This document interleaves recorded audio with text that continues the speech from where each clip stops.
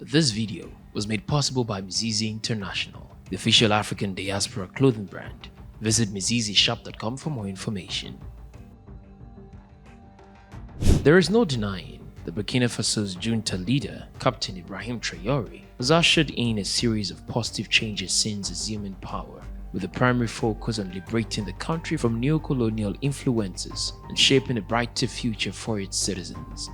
Notably, Traoré has demonstrated a resolute commitment to combating terrorism, restoring territorial integrity by implementing comprehensive reforms within the defense and security forces. This includes the acquisition of new military equipment and the recruitment of approximately 10,000 army and navy officials. To further address the threat of jihadist groups, he bolstered the volunteers for the defense of the fatherland by enlisting about 90,000 indigenous volunteer fighters, bolstering national security and instilling a sense of safety among the Burkinabe people. Furthermore, Traoré's administration has actively worked towards reducing dependence on foreign powers, particularly France, thereby boosting national pride and emphasizing self-reliance. Also, as part of efforts to rebuild the state and enhance governance, Traoré introduced legislation targeting clientelism and political patronage in the public service. His anti-corruption initiatives have resulted in the arrest of prominent figures like Vincent Dabilgu, the former transport minister, and 4 others who received substantial prison sentences for embezzlement and money laundering.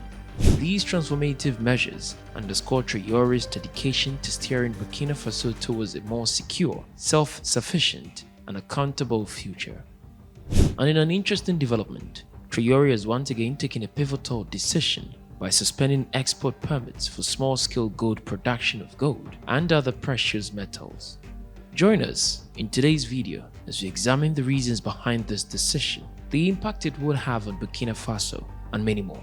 Before we dive into our topic today, if you haven't already, please consider subscribing to our channels and ringing the bell to be notified about all our exciting future videos.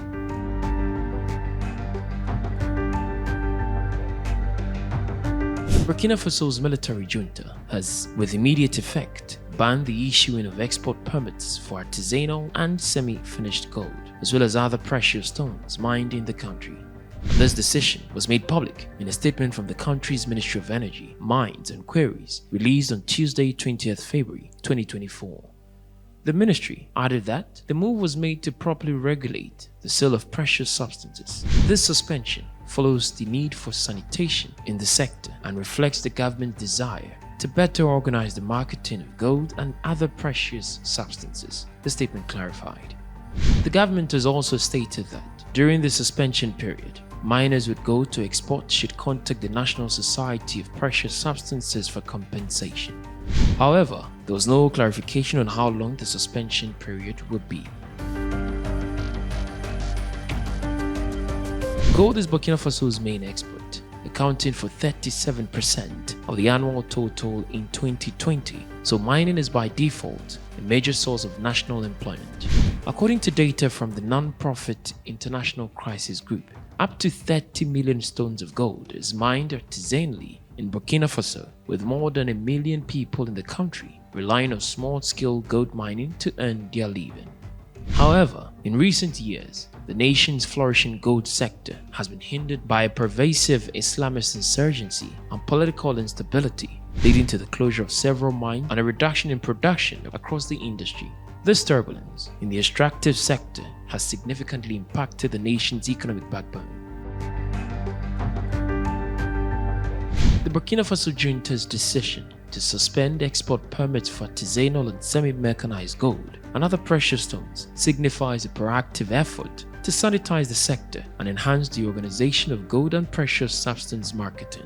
With gold being Burkina Faso's main export and a major source of national employment, the move reflects the government's commitment to addressing challenges in the industry exacerbated by the Islamist insurgency and political instability. Temporarily halting export permits allows for a comprehensive reviewing of mining processes and the establishment of more stringent regulations. By doing so, Burkina Faso can potentially distance itself from Western buyers, affording the government greater control over pricing and ensuring that the nation extracts maximum value from its gold resources in the long run. This strategic decision aligns with the junta's broader goals of economic self-sufficiency and stability as it seeks to create a more transparent and controlled market for its valuable natural resources. Indeed, experts say the move is part of a larger trend in which Burkina Faso is attempting to isolate itself from Western political and economic institutions, similar to the approach pursued by Mali and Niger, which are equally run by juntas that rose to power in a coup. But how is the junta's decision going to affect Burkina Faso in both the short and long runs? Many experts agree that the junta's decision to suspend export permits for artisanal and semi-mechanized gold and other precious stones in Burkina Faso undoubtedly possess short-term economic challenges, given the absence of a specified duration for the suspension and the significant number of people relying on small-scale gold mining for their livelihoods. However, the same experts say the move reflects a commitment to addressing long-standing issues within the sector, emphasizing the need for sanitation and improved organization in the market of valuable substances. While the immediate impact may be inconvenient, the restructuring aims to create a more transparent and regulated market, ensuring that Burkina Faso maximizes the long-term benefit from its primary export for all citizens. The decision, akin to temporarily shutting off a leaking tap for repairs, underscores the junta's willingness to endure short-term inconveniences for the sake of long-term economic stability and prosperity for the nation. Your perspective matters. What do you make of the Burkina Faso junta's decision to suspend export permits for small-scale production of gold and other precious metals? Share your insights and thoughts in the comments below. For continued updates on global affairs and diplomatic developments, be sure to subscribe to the New Africa channel. Stay informed, stay engaged. Thank you for watching, and we look forward to bringing you more insightful content in the future.